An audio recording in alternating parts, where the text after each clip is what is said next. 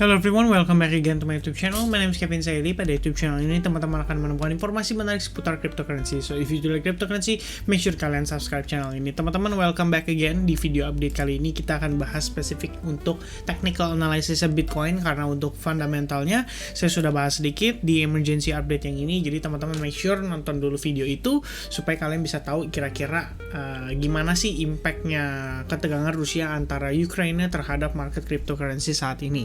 Dan secara technical analysis saya akan sampaikan dengan tetap objektif teman-teman, sesuai dengan price action yang ditujukan kepada kita. And before kita start, saya pengen ucapkan mohon maaf kepada teman-teman karena ternyata konten chit-chat crypto terpaksa kita harus undur karena posisinya Nelson sedang kurang begitu sehat. Jadi setelah dia kembali sehat, kita akan langsung restart atau langsung prepare untuk konten chit-chat crypto supaya kira-kira teman-teman bisa terhibur lah ya sekiranya dengan konten tersebut. So, langsung aja kita masuk ke dalam technical analysis update-nya. Teman-teman, untuk kondisi saat ini Bitcoin sebenarnya bisa dikatakan cukup tertekan ya. Kita ngelihat situasinya tentunya di sini unfortunately atau sangat disayangkan kita tidak melihat Bitcoin perform dengan sangat baik, karena seperti yang saya sampaikan di konten sebelumnya, kita juga lihat di sini situasinya korelasi antara Bitcoin dan juga gold itu berbanding terbalik teman-teman, dan ini tentunya impact atau sedikit banyak impact dari ketegangan Rusia dan juga Ukraine ya. Jadi kalau kita lihat sekarang gold naik, otomatis ya ini memang terdampak oleh kondisi dalam tanda kutip yang tidak menentu terhadap ketegangan di sana teman-teman. Kenapa demikian? Karena kalau misalkan kita juga dalam kondisi berperang, alangkah lebih baiknya kita men-consider kita untuk memegang aset seperti emas teman-teman, karena balik lagi nilai mata uang suatu negara jika berperang itu bisa turun dan anjlok parah teman-teman. Artinya kita perlu alternatif untuk nyimpan aset kita, dan itulah considerationnya dengan menggunakan yang namanya emas teman-teman. Alright, nah secara time frame daily sebenarnya kita udah beberapa hari lalu udah bahas ya tentang kondisi di mana ada potensi terbentuk yang namanya inverse head and shoulders. Cuman dengan kondisi atau situasi saat ini sebenarnya ini cukup beresiko untuk gagal teman-teman atau invalidate ya. Jadi kalau misalkan posisinya kita sudah invalidate atau tidak valid lagi untuk inverse head and shoulders, maka besar kemungkinannya kita akan kembali terpressure dan kembali terdecline oleh resistance yang cukup kuat pada kisaran area ini teman-teman. Which means sebenarnya di area tersebut juga saya yakini masih terdapat yang namanya big fan zone sellers pada time frame hourly-nya. Jadi memang ini sangat challenging teman-teman ya. Kalau kita lihat secara situasi sendiri, apakah Elliott wave-nya ini sudah fail teman-teman? Nah, berdasarkan teori sendiri sebenarnya untuk wave 4 itu memiliki potensi testing even lower sampai kisaran ke wave satunya teman-teman. Jadi kalau kita lihat wave satunya seperti ini, and then 2 correction ya, wave 3 impulsif. Nah, korektifnya itu mungkin bisa memakan waktu atau bisa sampai bahkan lowest point-nya itu kembali testing ke wave satunya lagi teman-teman ya. Jadi kalau misalkan memang kita ngelihat dia koreksi sampai sana pun sebenarnya kita masih memiliki bisa dikatakan apa ya, ada potensi lah atau masih memiliki kesempatan untuk melihat Bitcoin at least rebound sesaat before kita benar-benar mendapati Bitcoin itu dump atau benar-benar crash sampai mungkin kisaran level 30.000 atau bahkan 20.000 dolar seperti yang kita terakhir bahas teman-teman di weekly update-nya ya. Jadi teman-teman perlu ingat kalau misalkan teman-teman mau refresh lagi bisa nonton my roadmap on Bitcoin ya. Ini adalah yang terakhir teman-teman, yang terupdate.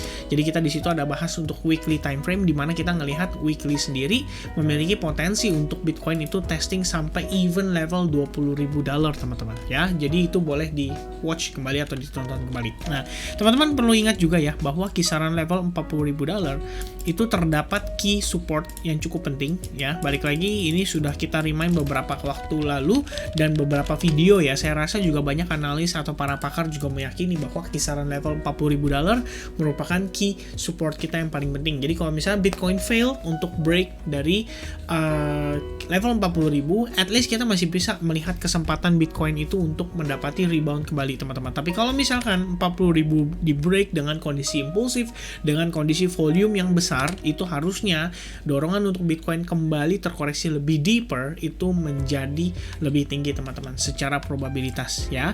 Nah, so far kalau misalkan memang wave 4 kita belum finishing di EMA 21-nya, maka risk kita yang berikutnya untuk melihat potential wave 4 itu berada pada kisaran level Fibo lebih tepatnya kisaran level $40.000 ya, which means kalau misalnya kita tarik Fibonacci dari wave 2 ke wave 3 sekalipun, kita bisa lihat beberapa level yang mungkin saja divisit oleh si Bitcoin sendiri, dan salah satunya adalah golden ratio-nya kita di kisaran Fibo 61,8%, dan itu merupakan level $39.700 lebih kurangnya teman-teman. Oke, jadi itu bisa jadi patokan at least untuk saat ini, as long Bitcoin masih under pressure dari sellers, dan sellers yang masih signifikan seperti ini, saya tidak akan consider untuk menggunakan entry ya, untuk memanfaatkan ini untuk entry long atau untuk buyback kembali ke kripto-kripto yang mungkin diyakini secara fundamental memiliki potensi untuk jangka panjang yang oke, teman-teman ya. Nah, sebenarnya tadi sedikit reminder juga, kita sempat melakukan analisis terhadap Bitcoin, di mana Bitcoin di sini membentuk yang namanya kita bilang descending triangle pattern, teman-teman ya. Jadi kalau misalkan descending triangle pattern itu sebetulnya secara dia punya kecenderungan adalah lebih condong ke arah drop, teman-teman, atau breakdown. Jadi teman-teman bisa search descending triangle pattern ya. Jadi kalian bisa search di sana dan kalian bisa cari tahu kira-kira potensialnya descending triangle sendiri lebih kurangnya seperti apa, teman-teman. Dan biasanya secara target sendiri diukur dari panjang badan si descending triangle-nya. Jadi sebetulnya kalau misalkan secara 1 jam kita lihat pergerakan based on 1 jam, itu sebetulnya secara target sudah tercapai, teman-teman ya. Jadi kita lihat di sini. Wait a second, kita munculkan beberapa chart ya. Ini juga ada potential untuk descending channel kita masih berlangsung. Dan ini sorry teman-teman, ini harusnya di time frame. Oh ya, betul ya. Oke, di sini ya. Oke, nah kita gunakan yang ini aja. Jadi kalau secara time frame 1 jam sendiri, memang kita ngelihat prosesnya itu sempat memiliki risk untuk terjadi yang namanya descending triangle pattern. Dan ternyata teman-teman breakdown langsung terjadi. Nah, situasi sekarang sebetulnya kalau secara big picture di time frame 4 jam, kita bisa consider ini membentuk atau berpotensi membentuk yang namanya descending channel, teman-teman ya. Karena kalau kita lihat di time frame daily sendiri, memang ini benar ya, di time frame hourly sendiri ini memang clearly berpotensi membentuk descending channel tersebut ya. Dimana kalau misalkan benar ini adalah descending channel, maka semestinya teman-teman kita bisa mendapati at least reaction ya di kisaran area ini, karena sebelumnya di level ini itu terdapat yang namanya support ya. Bitcoin itu sempat ketahan dan membentuk base di kisaran area ini, dan mudah-mudahan di sini kita masih bisa mendapatkan at least reaction ya. Karena memang secara RSI sendiri kalau kita munculkan itu terlihat sudah mulai memasuki fase oversold-nya dia ya. At least sebenarnya kalau secara time frame 4 jam kita melihat ada potensi terbentuknya hidden bullish divergence, teman-teman ya. Walaupun secara time frame 1 jam kita failed ya. Jadi kemarin kita sudah sempat discuss ya terkait dengan potensial terbentuknya si hidden bullish divergence. Cuma sayangnya teman-teman ya, ketika di sini kita lihat ada potensi terbentuk hidden bullish divergence. Sayangnya teman-teman, kita break dari dia punya RSI trend line-nya. Dan akhirnya untuk kondisi Bitcoin sendiri sekarang sudah memasuki area extremely oversold-nya dia ya. Jadi secara indeks RSI itu kita berada di kisaran indeks 17,80, teman-teman. Dan ini artinya sebetulnya secara time frame 1 jam kita memasuki fase oversold-nya. Dan seperti yang tadi saya sampaikan teman-teman ya, kalau kita extend a little bit, ini sebenarnya adalah very strong key support yang perlu kita perhatikan untuk kondisi Bitcoin. Dan ini sebetulnya sekaligus confluence ya. Confluence dengan Fibonacci 50%, teman-teman ya, atau 0,5% ya, 0,5 ya lebih kurangnya.